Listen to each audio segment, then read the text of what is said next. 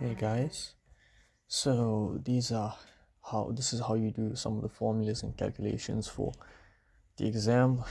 The first thing is how you calculate your GDP through your income approach. So this is the method that I would use. It's Trapini comp plus, which then gives you your net domestic income at factor cost, which you would add its, which gives you net domestic income at market price. And then finally, I would add depreciation to that, and it would give me my GDP. So what is Trapini comp? D is for your dividends. RI is for rental income. PI is for proprietor's income. NI for net interest, and comp E is for compensation to employees. All right. If you add this up, it will give you your net domestic income at factor cost. All right. If you take your net domestic income at factor cost and you add that to ITS, you will get your net domestic income at marketplace. Given that it's your net domestic income at factor cost plus IT, which is indirect taxes, minus subsidies, and you have that. Okay. Then you have your net domestic market price plus D for depreciation. All right. So D, net domestic income, plus you add depreciation, and you will get your GDP. For your expenditure approach, it's your consumption expenditure plus investment plus government expenditure plus exports minus imports.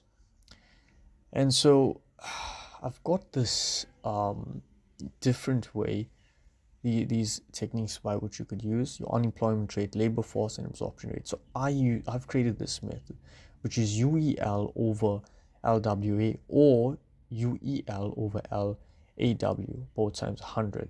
So how would I break this up is when I write it down, I know that the unemployment rate is always going to be divided by my labor force. But if I cut this in half, right, then I know my EL, which is my labor force, and my absorption rate is divided by your working age population. All right, so for example, you have U and you divide that by L. So you know unemployment is divided by labor force, right? And then you have the labor force, which is L, divided by WA. And then we have the absorption rate, which is the number of and then you have your labor force participation, which is employed, the people that are employed, divided by your working age population. So you could use either one. And so yeah, then we have our interest rate. All right. Oh no, sorry, this is actually your inflation rate. Right,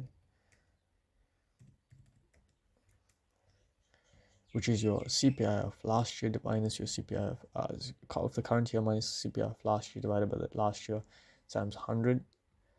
Then you have your GDP deflator, the current account balance, the CPI, and the real wage rate. So that's it for these calculations. Apart from this, you do pay attention to your money multiplier and the theory of quantity of money, and yeah, so good luck in the exams.